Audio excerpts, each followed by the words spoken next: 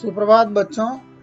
भाषा अपनी संस्कृति में अधिक प्रभावी होती है और भाषा के संदर्भ में कहा जाता है कि कोस कोस पे पानी बदले, चार कोस पे वाणी।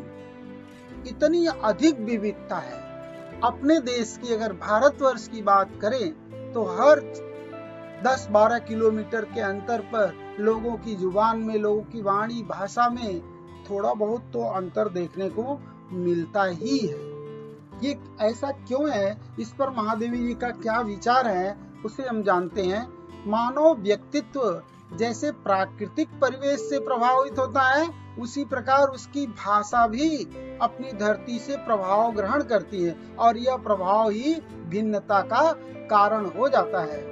जैसे भारत देश में अनेक भाषाएं बोली जाती हैं और यहाँ अगर कोई प्रवासी आए, कोई विदेशी पर्यटक आए तो उसे लगेगा कि भाषा, बोली, संस्कृति, भूप्रदेश की इतनी भिन्नता के बावजूद यहाँ किस तरह एकता का सूत्र में पिरोए हुए लोग रहते हैं। तो ये भारत की विविधता में एकता है और इसे भाषा भी प्रमाणित करती है। भाषा संबंधी बाह्य भिन्नताएं पर्वत की ऊंची नीची अनमिल श्रेणियां न होकर एक ही सागर तल पर बनने वाली लहरों से समानता रखती हैं। उनकी भिन्नता समष्टि की गति की निरंतरता बनाए रखने का लक्ष्य रखती है, उसे खंडित करने का नहीं।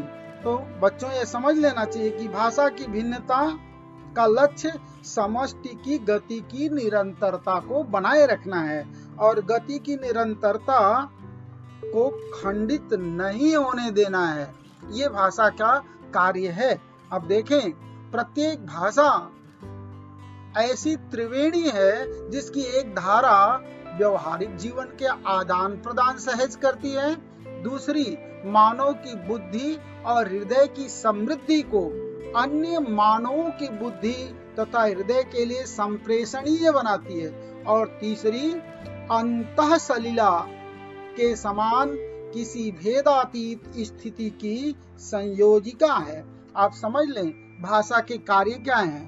पहला कार्य यहाँ बताया गया कि व्यवहारिक जीवन के आदान प्रदान को सहज करना। ये माध्यम कौन बनता है? भाषा। ये सेतु का काम करती है, दिलों को जोड़ने का काम करती है, हमारे विचार विनिमय का माध्यम बनती है। दूसरा, भाषा का कार्य देखें कि मानव की बुद्धि और हृदय की समृद्धि को अन्य मानवों के लिए संप्रेषणीय बनाना। जो हम आत्मानुभूति हमें होती है, जो हम अनुभव करते हैं, अपने अनुभव को, अपने ज्ञान को दूसरों तक पहुंचाना, और ये पहुंचाने का कार्य कौन करती है? भाषा। तीसरा है किसी भेदातीत स्थिति की संयोजिका के रूप में कार्य करना। भाषा का एक कार्य है सांस्कृतिक एकात्मता, रागात्मक दृष्टि और विशेष जीवन पद्धति चिंतन, सौंदर्य बोध, देश की एकता को बनाए रखने वाला घटक ये भाषा के अंतर्गत पाए जाते हैं। देखें आगे क्या कहती है महादेवी जी। हमारे विशाल देश की रूपात्मक विविधता उसकी सांस्कृतिक एकता की पूरक, उसकी विरोधिनी नहीं है। इसी से विशेष जीवन पद्धति चिंतन, रागात्मक दृष्टि, सौंदर्य बोध आदि के संबंध में तत्वगत एकता ने देश के व्यक्तित्व को इतने विघटन धर्माविवर्तनों में भी संश्लिष्ट रखा है। राष्ट्र को गरिमा प्रदान करने वाले ये तत्व भाषा के अंदर ही मौजूद मिलते हैं। धरती का कोई खंड नदी, पर्वत, समतल आदि का संघात कहा जा सकता है। उनके कारण ये भूखंडों की निर्मित हुई है। मनुष्यों के आकस्मिक रूप से एकत्र भीड़ मानव समूह की संज्ञा पा सकती है। राष्ट्र की गरिमा पाने के लिए भूखंड विशेष की ही नहीं, एक सांस्कृतिक दाय भाग के अधिकारी और प्रबुद्ध मानव समाज की भी आवश्यकता होती है, जो अपने अनुराग की दीप्ति से उस भूखंड के हर कण को इस प्रकार उद्भासित कर दे कि वह एक चिर नवीन सौंदर्य में जीवित और लयवान हो सके। कहने की आवश्यकता नहीं कि हिम किरीटनी भारत भूमि ऐसे ही राष्ट्र की प्रतिमा है। ऐसे महादेश में अनेक भाषाओं की स्थिति स्वाभाविक है, किंतु उनमें से प्रत्येक भाषा एक वीणा के ऐसे सधे तार के समान रहकर ही सार्थकता पाती है, जो रागिनी की संपूर्णता के लिए ही अपनी झंकार में अन्य तारों से भिन्न है। बच्चों, जो भाषा संबंधी विविधता को लेकर के प्रश्न उठाया जाता है, तो यहाँ पर महादेवी जी ने उसे बहुत ही स्पष्ट कर दिया है कि किसी भी राष्ट्र में भाषा उस राष्ट्र का गौरव है।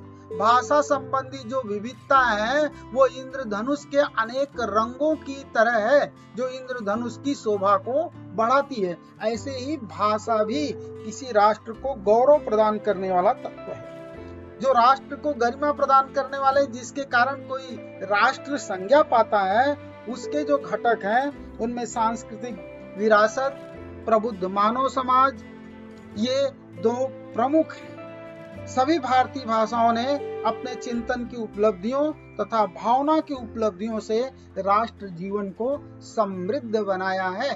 संपूर्ण भारतवर्ष में जो एक भावनात्मक एकता है वो भाषा के माध्यम से ही झंकृत होती है। जैसे वीणा के एक तार को छू दो तो करुण रागिनी तड़प उठती है, वैसे ही ये संपूर्ण देश भाषा के कारण जो है बधा हुआ है अविच्छिन्न तारों से। सभी भारतीय भाषाओं ने अपनी चिंतन तथा भावना की उपलब्धियों से राष्ट्र जीवन को समृद्ध किया है। उनकी देशगत भिन्नता, उनकी तत्वगत एकता से प्राणवती होने के कारण महार्घ है, महाधन अर्घ। तो ये उनकी देशगत भिन्नता जो है, उनकी तत्वगत एकता से हम सब भारतीय हैं। अब हम तमिल हैं या हम उड़िया भाषा बोलने वाले हैं या कोई अन्य भाषा बोलने वाले हों, लेकिन हम एक राष्ट्र भारत के वासी हैं। तो ये जो तत्वगत एकता है वो भाषा के माध्यम से और पाती है। ज्वाला धरती की गहराई में कोयले को हीरा बनाने की क्रिया में संलग्न रहती है और सीप जल की अतल गहनता में स्वाति की बूंद से मोती बनाने की साधना करती है। न हीरा धरती की ज्वाला को साथ लाता है और न मुक्ता जल की गहराई को, परंतु वे समान रूप से मूल्यवान रहेंगे। हम जिस संस्कृति के युग का अतिक्रमण कर रहे हैं उनमें मानव समाज की त्रासदी का कारण संवेदनशीलता का आधिक्य न होकर उसका अभाव है। हमारी राजनीतिक स्वतंत्रता के साथ साथ हमारी मानसिक परतंत्रता का ऐसा ग्रंथि बंधन हुआ है जिसे न हम खोल पाते हैं न काट पाते हैं। परिणाम तो हमारे विकास के मार्ग को हमारी छाया ही अवरुद्ध कर रही है। अतीत में हमारे देश ने अंधकार के अनेक आयाम पार किए हैं, परंतु इसके चिंतकों, साधकों तथा साहित्य सृष्टाओं की दृष्टि के आलोक ने ही पथ की सीमाओं को उज्जवल रखकर उसे अंधकार में खोने से बचाया है। भाषा ही इस आलोक के लिए संचारणी दीप सिखा रही है। पाव का न सरस्वती। बच्चों, यहाँ भाषा के संदर्भ में हमारी जो मानसिकता है गुलामी की, अंग्रेजियत की, वो हमारे विकास के आड़े आ रही है। इसलिए हमें चाहिए कि अपनी भाषा और अपनी संस्कृति को बढ़ाएं। भाषा हमारे लिए ज्ञान प्राप्ति का एक साधन मात्र है। हमारे विकास को अवरुद्ध करने वाली जो बातें महादेवी जी कहती हैं कि हमारी छाया ही हमारे विकास को अवरुद्ध कर रही है। राजनीतिक स्वतंत्रता के साथ साथ हमारी मानसिक गुलामी का जो ऐसा ग्रंथि बंधन हुआ है जिसे न हम खोल पाते हैं और न काट पाते हैं। आज हमें जरूरत है अंग्रेजियत से उबरने की और अपनी भाषा और अपनी संस्कृति को बढ़ावा देने के लिए।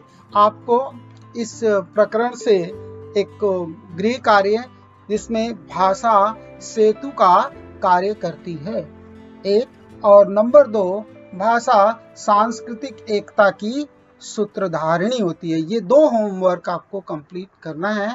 यहाँ इस पर अलग से हम चर्चा करेंगे। धन्यवाद।